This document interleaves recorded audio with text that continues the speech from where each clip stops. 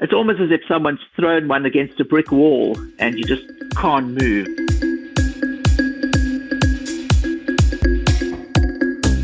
Welcome to the Strokecast. A Generation X stroke survivor explores rehab, recovery, the frontiers of neuroscience, and how to peel a banana with one hand.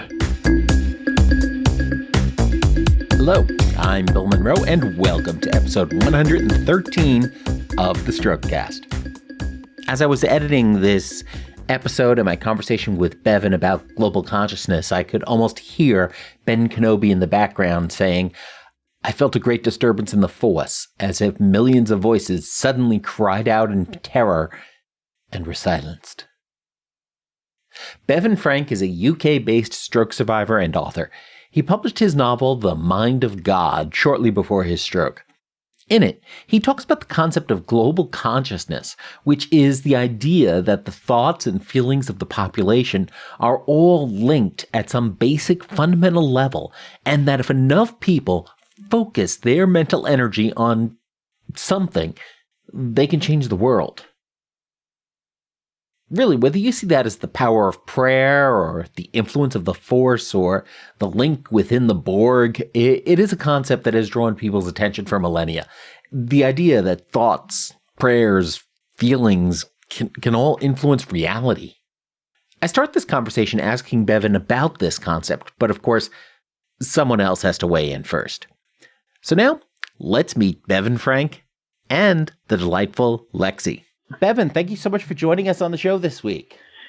Thanks very much for having me. Glad to be here. That was my Jack Russell, who's quite lively. I'm sorry about that. Well, you know, even dogs do have an opinion on things that matter in the world. Yeah, we actually got her after my stroke. I love dogs and lived my whole life with dogs and kind of resigned myself to the fact that during married life I would never get a dog because my wife doesn't like dogs. And about 2 months after the stroke, she had one of these light bulb moments and said, "You know what, I think we should get a dog. It would be good for your recovery." So, you know, it was a window of opportunity. I grabbed it and we got this Jack Russell who's been absolutely amazing. You know, so that's just a little side story about having a stroke. A positive side of that for me was getting this amazing dog companion. I think one of the things another recent guest we had on, Bill Torres, talked about was getting out and feeding the ducks at the pond every day. But once you have something else to care for and to take care of, it's one of those things that really can help us find value in our lives when we're suddenly in that position of everybody having to take care of us. Sure. Definitely, I agree with that 100%.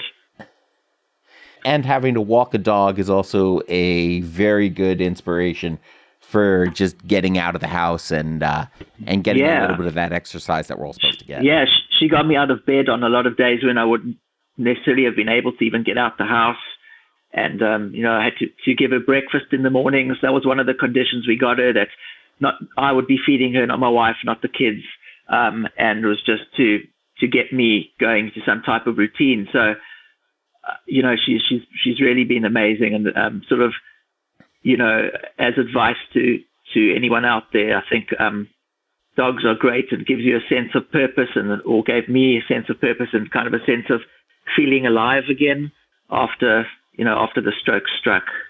Yeah, awesome. And what's her name? Lexi. Lexi. She's a Jack Russell, but she's black and brown, so she's kind of the Doberman I've always wanted, but in Jack Russell form. So while Lexi was weighing in on her thoughts on global consciousness, what is it that you mean by global consciousness? Well, yeah, the theme of my thriller is global consciousness. It's basically whether the minds of human beings are more connected than we might realize, that there's this greater consciousness which links us all together beyond our physical bodies. And, it's something that's been explored by religions over the centuries, and I think more mainstream societies today are looking at that. And there's definitely something in that this interconnectedness, or maybe this that source of energy that apparently our minds can tap into or sort of originate from. And I thought this was a fascinating subject, and I did some research, and I saw that there's this global experiment going on based on quantum physics. And I thought, wow, I've got to make this the subject matter of my thriller. And while doing my research, I noticed that there's a special black box, which is part of this experiment, and that's what I have at the heart of my plot in my thriller. And what fascinated me is that this black box actually had a premonition, you could say, a few hours before the tragic events of 9/11 began.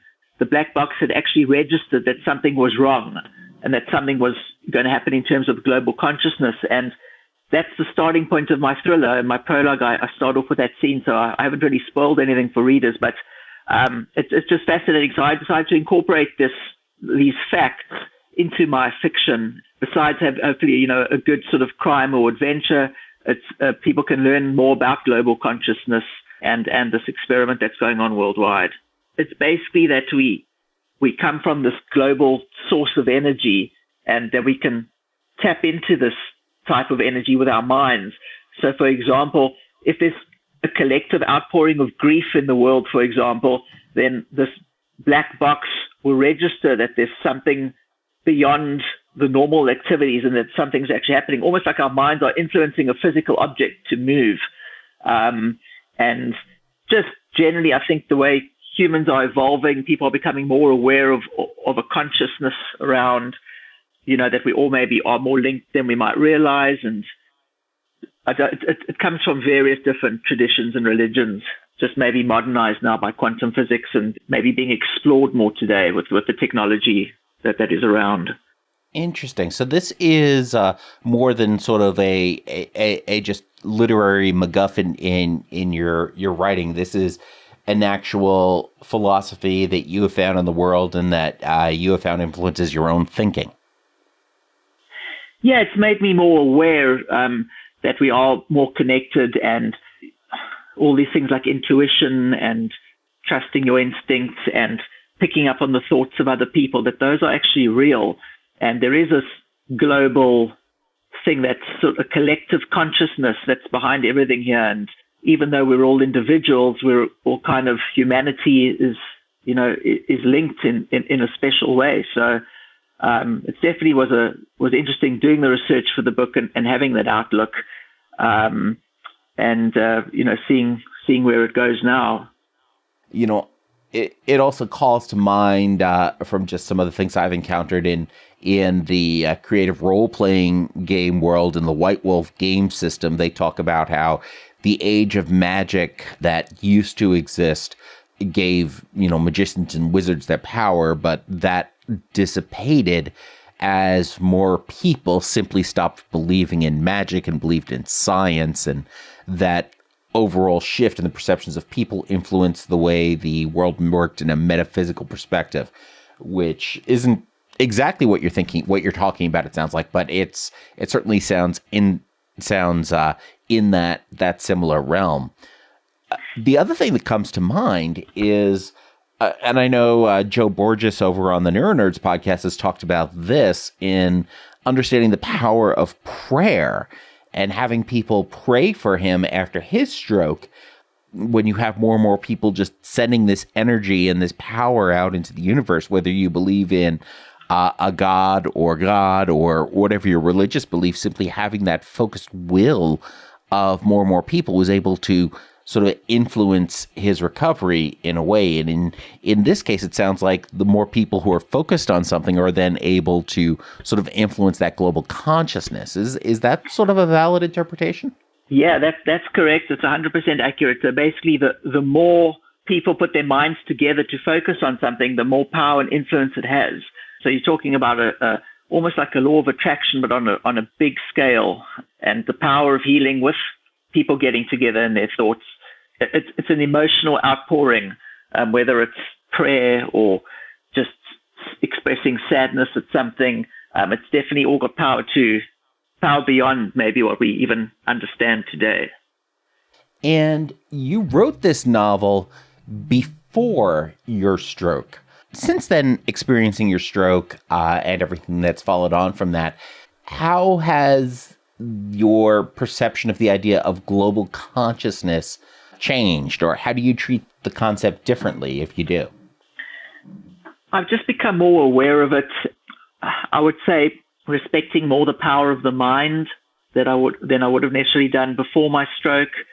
Yeah, I know it was a event in my brain, the stroke, but that having been said, my mind, I still often make the mistake that I think that I'm Bevan before the stroke, whereas I have to remind myself that life's different now and it's Bevan after the stroke. But in my mind, I have all these things that I want to do and achieve, and the reality on the ground is that it's very difficult for me to even get some of that accomplished with my, I have severe stroke fatigue and sort of some other neurological limitations now. Yeah, so I've just become, the whole mindfulness aspect I think is important, positive thinking and affirmations and using one's mind in a good way. I think I'm definitely become more aware of it and more honed in on it since the stroke, whereas it kind of might have been just more like research for my book beforehand about the power of the mind. This is really taking it to the next level. Sure. One of the things I like to say a lot when we start talking about attitude and mindset is that the right attitude and the right mindset, it's necessary, but it's not sufficient for recovery. If you have the right mindset and the right focus, and you can focus the power of your mind on your recovery and on building those new pathways, great. That's the first step. You need to have that in order to recover. But it's not enough because the brain still has to physically support that. The body still has to physically support that. But if you don't have that right mindset to begin with, you're never going to get anywhere. Sure. I agree with you. That's very important. That saying goes that you should have an attitude of gratitude. And I've been trying to, looking at being grateful within one's circumstances. So I've been trying to sort of practice that more recently on a daily basis, although there are days where I don't, but just to express gratitude for just being alive as the starting point and, be able to do some things and,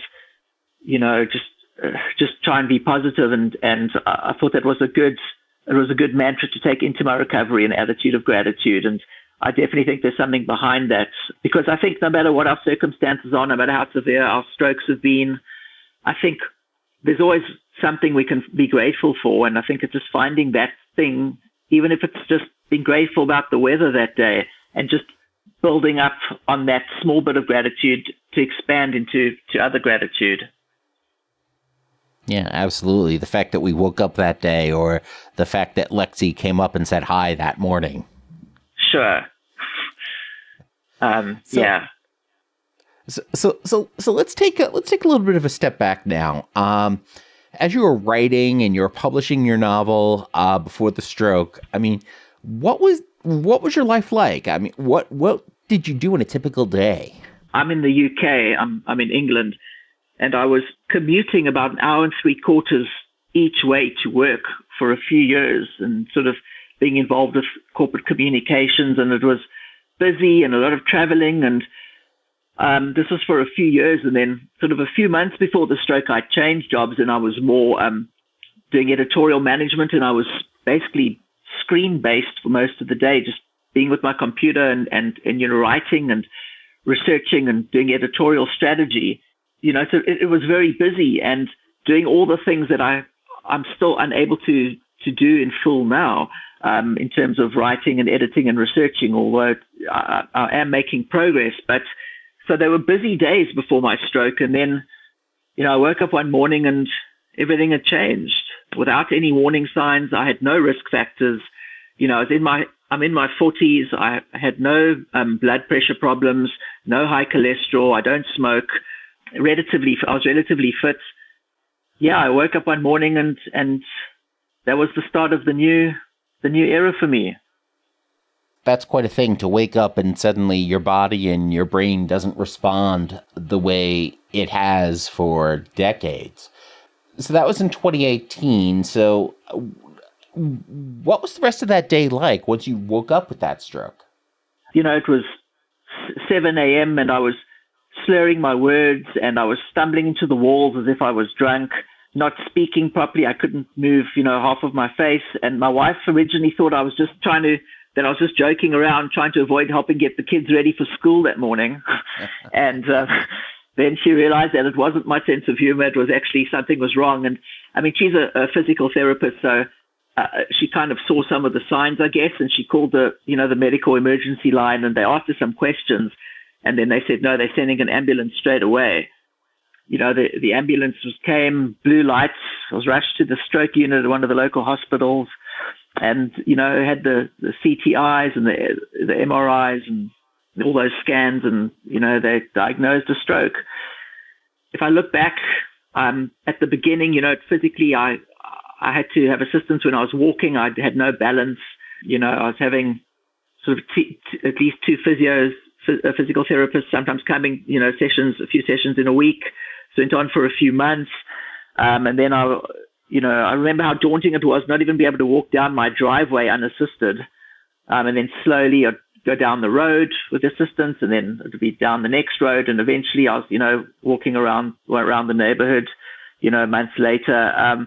But cognitively, I've got huge problems still from my stroke. I suffer from severe stroke fatigue.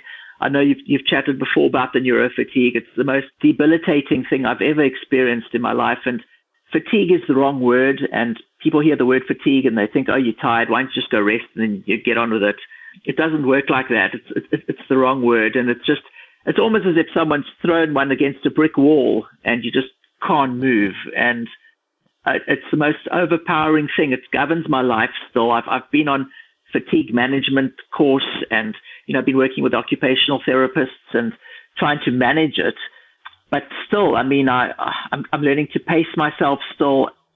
And I also can't be on a computer screen for long or can't do writing for long. And that was very challenging for me, given that I want to write another thriller and that my day job before my stroke was an editorial manager and all those things. I have started writing again. I've kind of started with a blog website of my own just to get back into writing articles again. It can take me several months to write something and it's stop-start, but at least I can still do that now. I'm just really grateful that I can still do it, even though it's completely different, in terms of pace now and time. For example, so I'm speaking to you in the UK. It's the afternoon for me, and I know that it's early morning for you. I had to spend the whole morning in bed, literally doing nothing, so I could make sure I had some energy to appear on your show. So that's how my life is at the moment. It's stop and start, and it's pacing myself. And if I look back on the day and I did an hour on the computer and took the dog for a walk, that's like, wow, that's an amazing day. Well, I very much appreciate the energy tax you're spending here.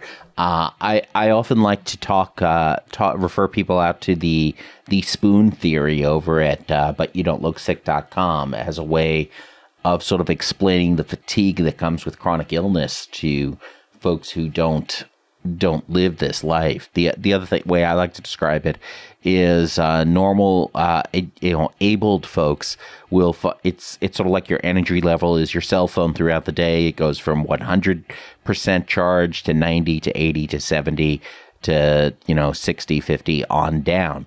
Yeah. With stroke, your max charge is at about 40. And then it goes to 30 to 20, and then suddenly it drops to 3, 2, 1, and shuts off. Yeah.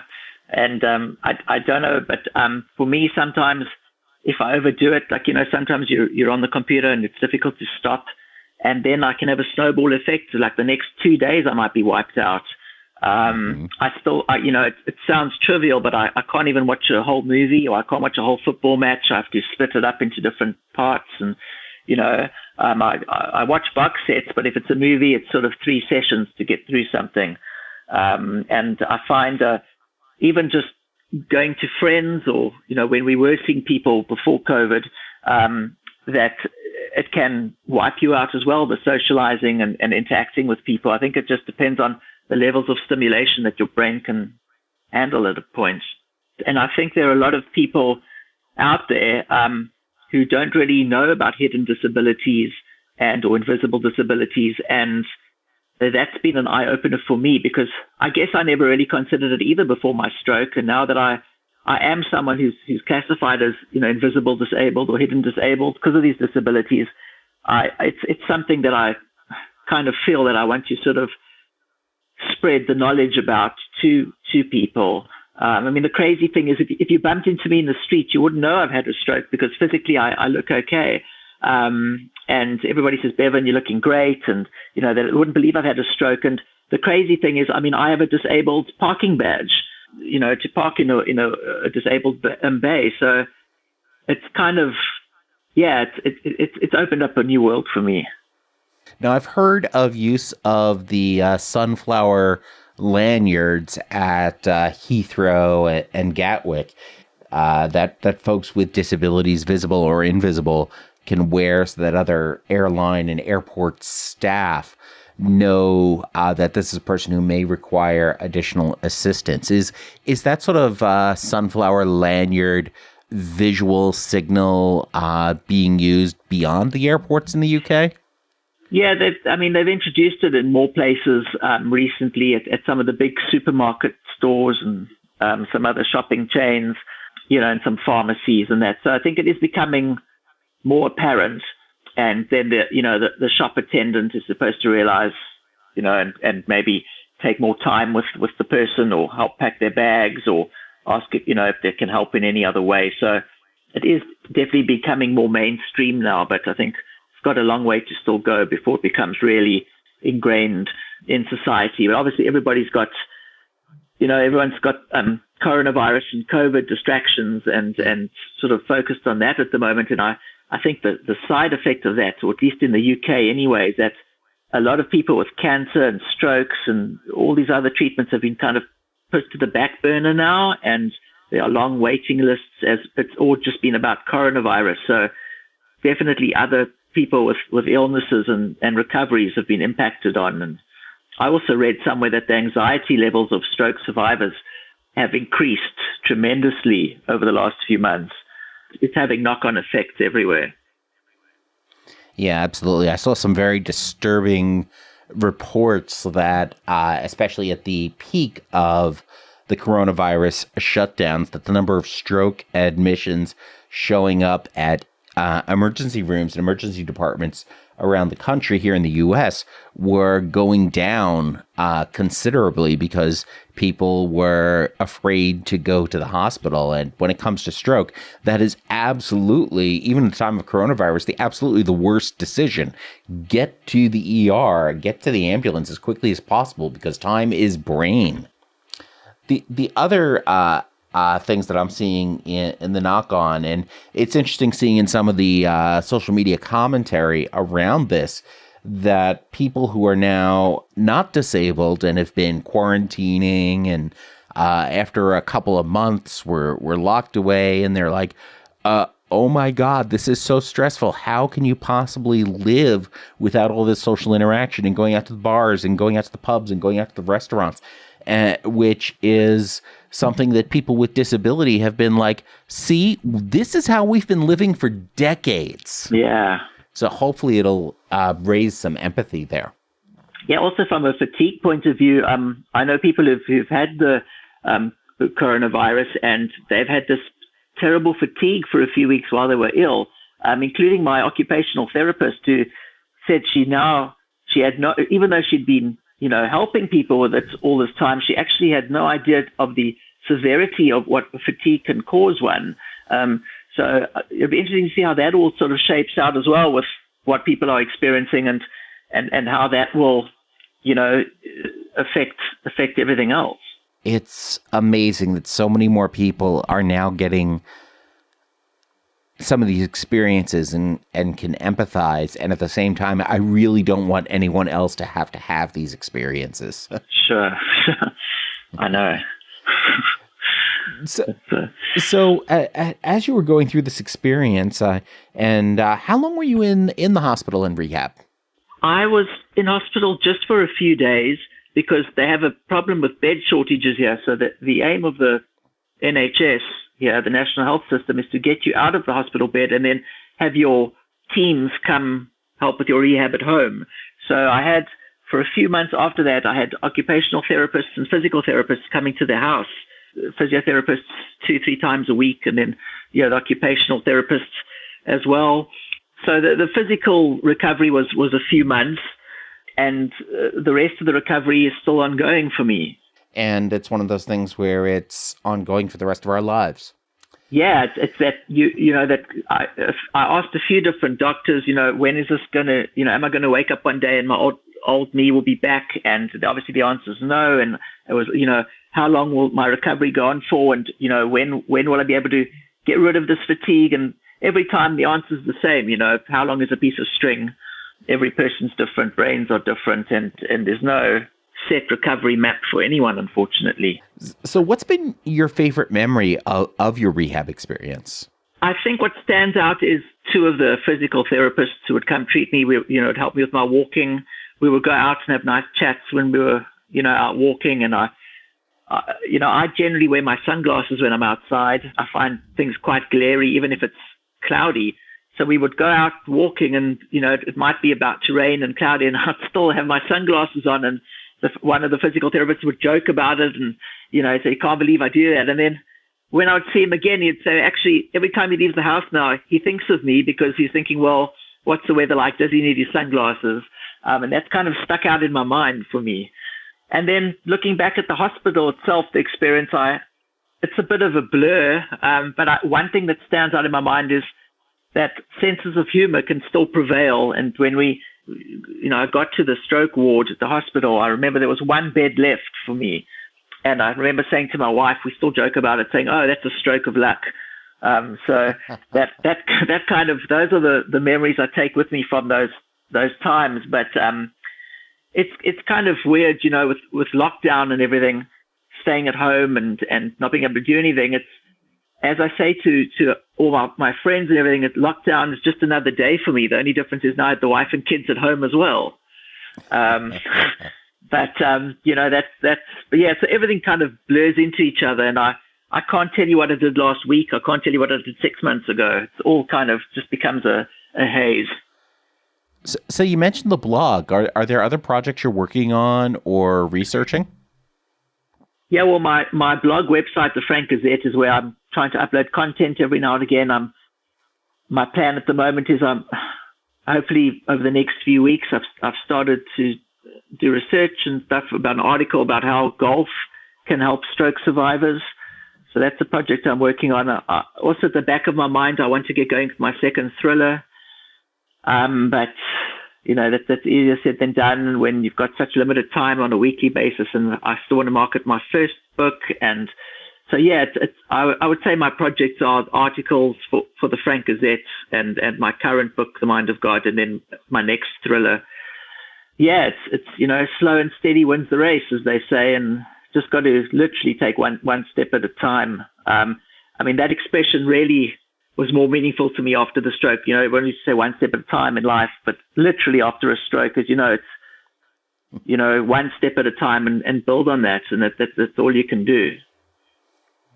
Yeah, exactly. And even when you're doing that one step is broken down into even more of those more micro steps. That one step at a time becomes more, okay, move the cane, move the left leg, move the right leg, move the cane, move the left leg, move the right leg. Yeah. So on your Facebook page, you recently shared a picture of that awesome DeLorean that you built, and so, which of course calls to mind your love of the pop culture of the 80s. So how has that greatest era of pop culture and music ever impacted your work? Yeah, I think it's a part of me. The 80s, I don't think will ever beat that sort of great era of movies and music. I guess it's the stuff that I grew up with. But like the DeLorean, it was great to get me to do this model of the DeLorean, help get my brain working, and at the same time, I I thought it was quite a cool thing to do. My wife thought I was having a midlife crisis when I ordered on Amazon. It was like a limited edition thing, and I said, well, why? She said, well, in all the years of our marriage, she's never known me to order toys for myself. But it was worth it. And yeah, I mean, the Back to the Future movies are classics, as are, the Beverly Hills Cops and the Karate Kids and the Indiana Jones. I'm happy, though, with all the remakes coming out today, that Robert Zemeckis, the Back to the Future director, has categorically said there will not be a remake of Back to the Future, which I'm happy about. I'm shaped by the 80s, and I listen to the music I listen to mostly today still is 80s music. I think it's just, I enjoyed watching detective shows, Magnum P.I. As a kid, and that probably started my love of, mysteries and adventures and kind of, I think, molded my path wanting to write stories along, those genres of crime and thriller and adventure actions and things like that. Awesome. One of the highlights of my year back in 1998 was the time I got to meet Debbie Gibson. Okay. Wow. So yeah, I mean, it was an amazing time for pop culture output and for the content that sort of shapes us today. Yeah. When we talk about some of the other things that shape us, I also noticed that those pictures, because I am, of course, drawn to books. You've got a lot of books on your shelf by Grisham, Dan Brown, Faye Kellerman, Baldacci, and of course, in addition to the Tolkien books. So which authors do you really enjoy reading most these days? I'm inspired by, Dan Brown, I'd say, is my favorite author, and I try to emulate his style in my writing, and I love the way that he merges fact with fiction to the point where he stretches it, and you're at a point in the novel saying, well, actually, is this fact or is this fiction? And I just find that amazing. So I try to do that with my book too. I also enjoy James Patterson and David Baldacci and, John Grisham. Like those books, authors have all inspired me, and that interests me, that type of writing. So that is, the genre I'll be continuing to write with. In terms of reading, I'm only on my third thriller that I'm reading post-stroke, because I can't read more than sort of 8 or 9 pages a day, which is still more in the beginning when I couldn't even read a paragraph. So, it takes me slow. I'm reading The Fox at the moment by Frederick Forsyth, which is really good. He's another inspirational author for me. But yeah, so those are the authors I follow, and Dan Brown especially, that his type of writing, I think it's great. And that's what I did with my book as well, fusing fact with fiction to the point where readers are questioning, well, is this real? Isn't it real? And obviously introducing new concepts to people in a sort of exciting, suspenseful way. I like to end up chapters with a cliffhanger to make people continue reading. For me, a great book is a book that you talk about after you've read it, or a book that you can't put down while you're reading it. A real escape from, the real world. Right. Absolutely. How do you organize the books on your shelf? Do you like to go by author, by size, by title, by genre? I would say there's probably a lot of authors like this, by author. I'd say I've got a whole lot of Dan Brown books together, a whole lot of Baldacci together.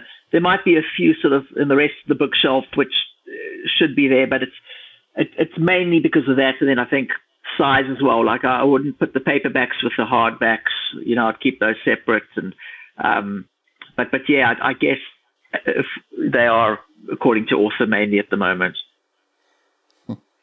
Interesting. I know it's a little thing, but ever since I encountered somebody who organized every book in her house by color, which still just hurts my brain to think about that. And I think I'm fascinated by the way people choose to organize their bookshelves. That is amazing with colors. Maybe it's a feng shui thing or something. I don't know. Yeah. Well, you know, it's one of those things where, I guess once you're doing that, then you can, it calls to mind your experience of reading it. But I don't know. And hey, if it works for her, it works for her. And that's what matters. And that brings us to our hack of the week. Get a dog. If you are able to care for a dog, or your carer could help as well. It's just amazing the joy and the energy and the love and the sense of responsibility that the dog would bring, especially from a healing and a recovery point of view. I can't recommend it enough. So, Bevan, this has been great. If folks want to know more about you and what you're up to, where should they go? They can go to my website, which is www.frankgazette.com, or they can find my book on Amazon, The Mind of God, a thriller novel. And they can get in touch with me via my website. Awesome. We'll have all of those links available over at strokecast.com/Bevan Frank. So Bevan, this has been great. Thank you so much for joining us on the show this week. No, thank you very much for having me. It was great to chat to you, and good luck with everything to you and to all the listeners. I hope everybody achieves what they're wanting to achieve over the coming weeks. In other news, if you happen to subscribe to Amazon Music, you can now listen to the Strokecast there, too. Amazon Music now supports podcasts. So to learn more about Strokecast on Amazon Music, just go to strokecast.com/Amazon Music to listen there. It's one more way that you can share the show with your friends, family, medical practitioners, enemies, random Uber drivers, whomever, to help more folks learn more about the people involved in the stroke community. So, of course, if you're into thrillers, be sure to check out Bevan's book, The Mind of God. And also check out Bevan's blog, The Frank Gazette, to explore the things he's writing about today. Subscribe to Strokecast in Amazon Music or in your favorite podcast app so you never miss an episode. And share this episode with someone you know by giving them the link strokecast.com/Bevan Frank. You can also go to strokecast.com/Bevan Frank to find all the links I talked about with Bevan in the episode today. And of course, as always, don't get best. Get better. Thanks a lot. I'm Bill Monroe, and I'll talk to you soon.